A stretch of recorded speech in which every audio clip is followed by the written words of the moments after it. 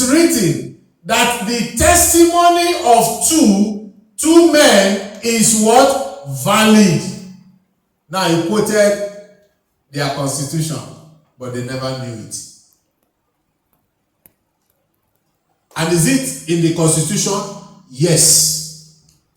Hallelujah. Is it written in the constitution? Yes. How do we know it's written in the constitution?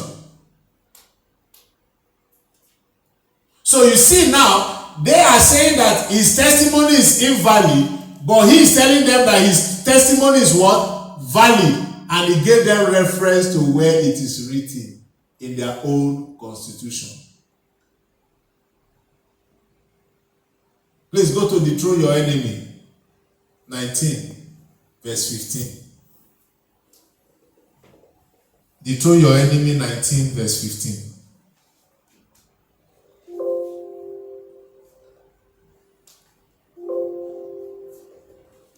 Hallelujah. Praise the Lord. It's very important. You know the constitution. Not just reading blah, blah, blah, blah without having insight.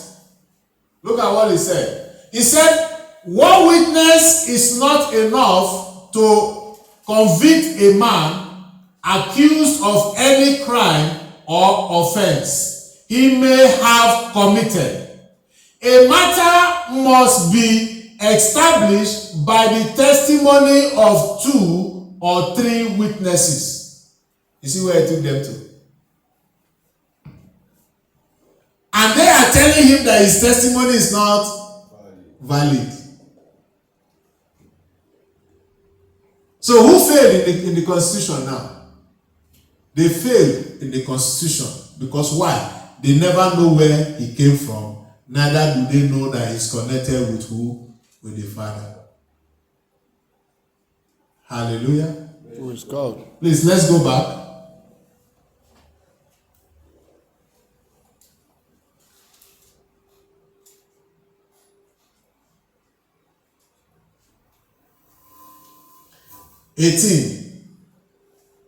John 8:18.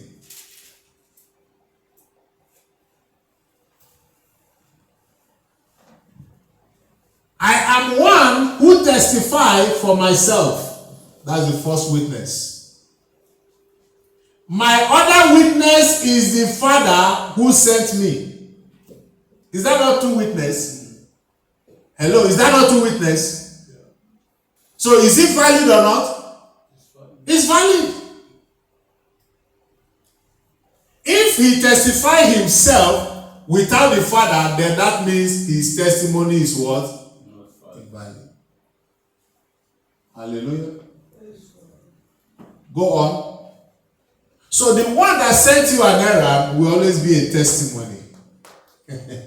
And you who is also delivering the message, you are also what? A testimony. Or a witness. Then they asked him, who are the one asking this question now? The Pharisees, the Christian of today. Far to see. Praise the Lord. Then they asked him, where is your father? Because that's a very big question. Everybody call God, my father, my father, my father, my father. And every other person is shouting, my father, my father. That means many of them are in a close place, but they have different fathers. And they are not actually calling God. Because the Bible says that God is what? One. And he also said that we have only one Father. And Jesus came here. He gave us a secret, but many of us lost it because of religion. And that's the only very vital question the disciples asked him. Every other question Jesus was treating was mostly from who? From the Pharisees, the Sadducees, and the scribes. But they asked him, they said, Master, teacher, teach us how to pray. The way John taught his disciple. And Jesus said, if you want to pray, use this prototype. Say, our Father in where? In heaven. He never said, my Father in heaven. Our Father in heaven. That means all of them have one Father. But religion divides the Father into individual. This one is calling my Father. The other one is calling my Father. Another one is calling my Father. Under one roof. It's just like two sons from one family, and the father sent an errand to call the other one. He said, my father said I should call you. Is it a right statement? You are calling your own, the same father, the same mother, and you are telling that person, my father said I should say to you. What an error. You see the reason why that religion is all about what? Individuality. It's all about personality. They personalize it. They can never go collectively. That's why they are not united. They are not united. Because even among the so-called largest religion we have on earth is the Christian. But we have how many denominations? Who can mention it? It's uncountable. The whole alphabet. But in the kingdom, we only have what? One kingdom, one Father, one God, one Son, one Holy Spirit. Hallelujah. They asked him, where is your Father? You do not know me or my Father. Jesus replied, if you knew me, you would know my Father also. And that's the same way today. If you don't know Jesus, you cannot know the Father. If you are not walking according to the commandment, because he said, if you love me, obey my command. If you are not walking according to the commandment of Jesus, then you can never know who the Father. That's why we're struggling. We add more pains upon the pains that we're supposed to carry. Because of ignorance.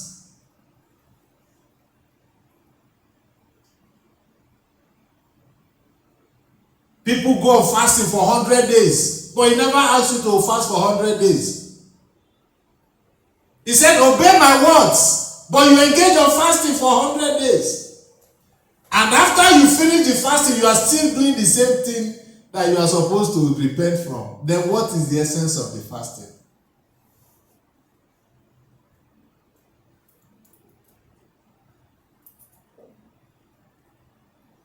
They go to mountain.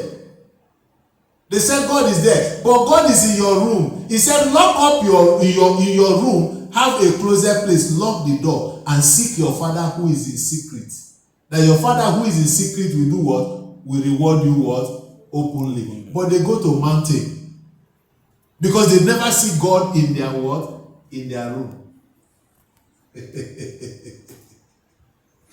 Hallelujah. Praise God. So they never know who Jesus was.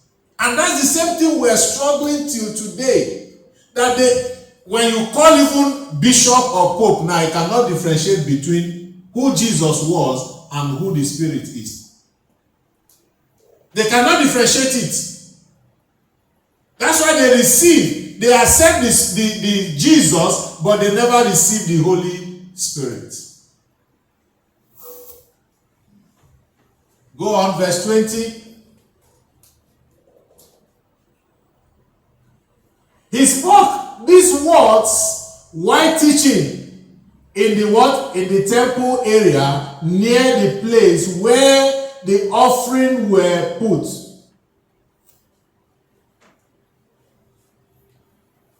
You see where he was teaching? Near the offering.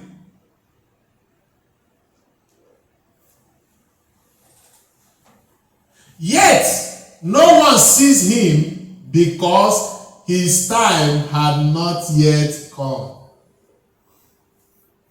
When it's not yet your time, nobody will kill you. Man. That is guaranteed. If you know that.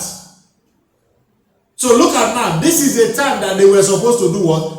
Arrest him, handcuff him. But he was boldly doing it because the time has not yet come. The time is in the hand of who? Of the owner, the maker. It's not in the hand of any man. That's why I said, do not fear the man that will only kill what? The flesh. But fear the man that will kill both flesh and what? Spirit. Hallelujah. Praise God. Go on. Once more, Jesus said to them, I am going away, and you will look for me, and you will die in your sin. Where I go, you cannot come. Look at it. Because in religion, you cannot repent. Because you are still carrying what? The old mindset. That's why, do you know that the Bible says, in 1 Corinthians 3, he said that when you read the Old Testament, it covers it blind your eyes. The Old Testament is supposed to be what? A reference, just like how Jesus made reference to what the law says, but it's not based on the teaching. Hello? Hi. Are you all with me? Are you alive? Yeah. So you see, but today, all your prophets will take you, Jeremiah, whatever. That is where they take their messages. But it's supposed to be what? A reference. It's supposed to be a reference that this was what was said here, but not a topic or a teaching.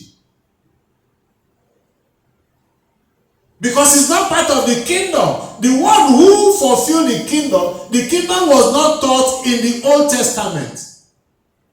But the kingdom was established in order for people to know how it works, and it is now taught and preached in the New Testament. That's why when the law came, Moses, in the Transfiguration, law showed forth, Elijah showed forth. And the religious man who was there was Peter. Peter said, Master, is it not better we build one tent for you? That means one church. And we build another church for who? For Moses. Another church for who? For Elijah. Hallelujah. And do you know that Jesus never responded? But who responded? The home country.